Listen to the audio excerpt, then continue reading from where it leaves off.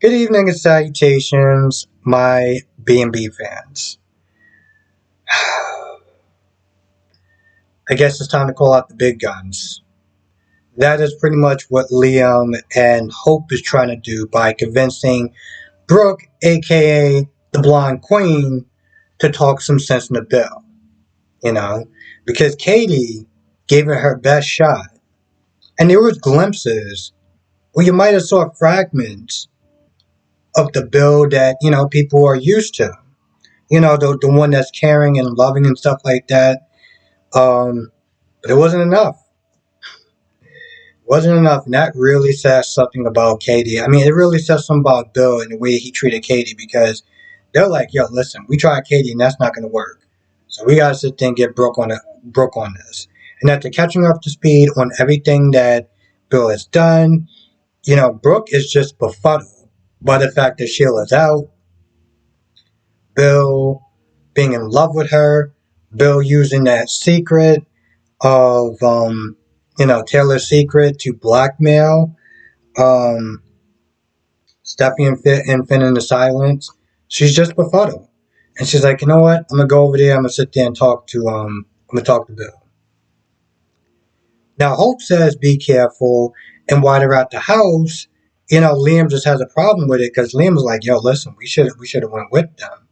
But Hope is like, listen, it's better for us to sit there and go at it alone because at the end of the day, if Bill, Bill still, they feel that Bill will still sit there and protect Brooke.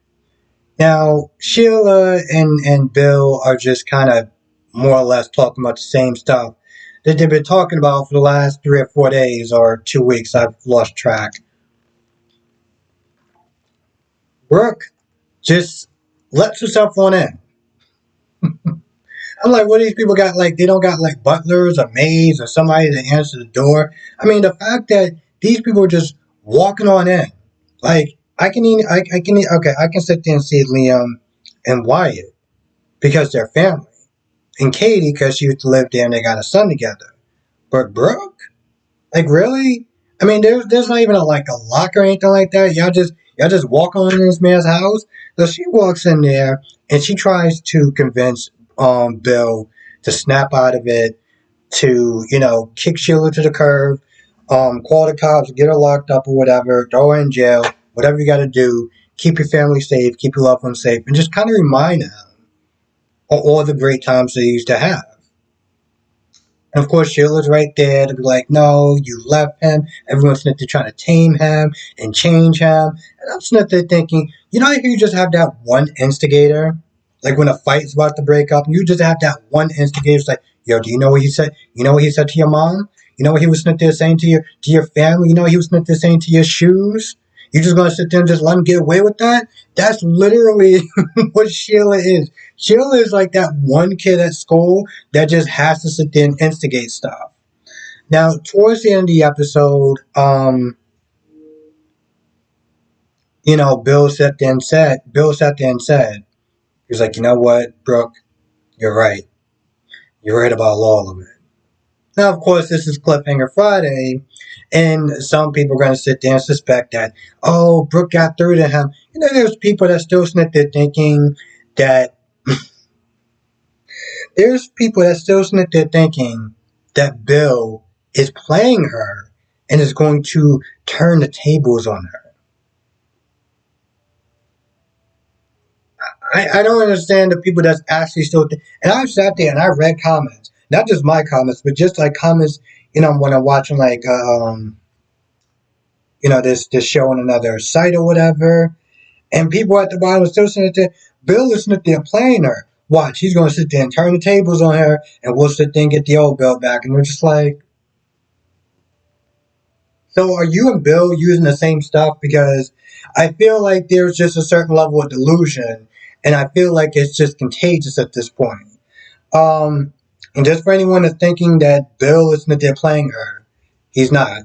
This is serious. He is dead serious. He wants to be with Sheila because two women out of all of LA decide to sit there and reject this man.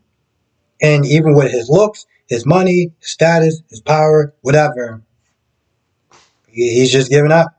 He's just giving up on the whole LA and pretty much everywhere else. That's it. So I'm done. Um, Now I'm waiting for Lee to sit there and have her turn. I mean, let's be honest. If the blonde queen Brooke herself can't get through, well, it's a wrap at that point. But I want to sit there and see what Lee is going to say when she just walks on in his house. I mean, why not? Everyone else is already doing it. Meanwhile, you got Liam and Hope just making excuses for Taylor's behavior. And I'm like, bro, that's your dad. Your dad got shot in the back by this woman. He could have died. But what? You're eternally grateful that she stepped up and she told the truth. So all is forgiven and she was in rage and blah blah blah blah blah blah blah blah blah. That's really how y'all do it in this town. Y'all just sit there and just, oh, she was in a rage, given what she thought what happened, and so I understand why she did what she did, and I'm not saying it's right, but you're making excuses for it.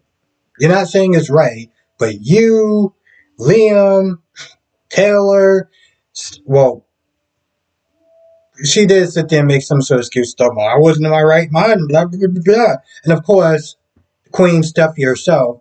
Another Queen Steffi herself is sitting there making excuses. Well, my mother was a different person back then. She wasn't in the right mind.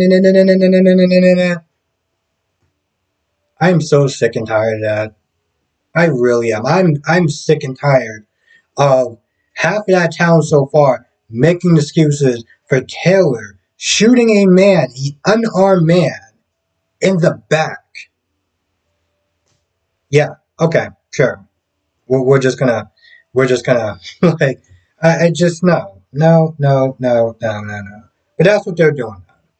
Um, Now it should be interesting. Should be interesting when Deacon comes back after being Mike Barnes or Cobra Kai when he comes back and you know see what goes on there because apparently there's some magic that was going on. It wasn't just total Stockholm syndrome with Deacon and taking Sheila out on these romantic dates and everything like that, and talking about daddy likes and this, that, and the third. And I'm like, man, let's see what happens when he comes back because this ought to be a good sight to see. I can't wait for that. That's about it. I can't think of anything else that happened. They play their usual music. The Sheila and Bill officially have like a theme music. Okay. And they added another track to it, but I'm just sitting there thinking, I'm like, man, this show is so silly and so over the top that I think that's one of the reasons why I love this show.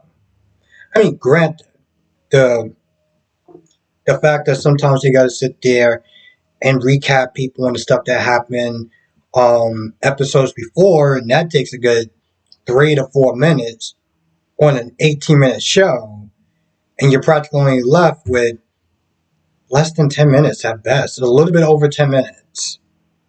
It's pretty sad, which is why one of the things I always sit there and when I'm thinking about this show, and I'm just like, man, this show needs to be an hour long because between the recapping, the fillers, it's like you barely get an episode.